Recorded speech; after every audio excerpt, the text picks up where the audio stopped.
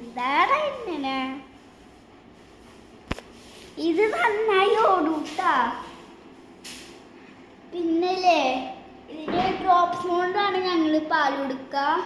പിന്നെ അത് ഞങ്ങളെ വീട്ടിൽ നിന്ന് മരം തുമ്മല് ഇങ്ങനെ വീണതാണ്. രണ്ടും 3 എണ്ണം ഉണ്ടാന്ന്.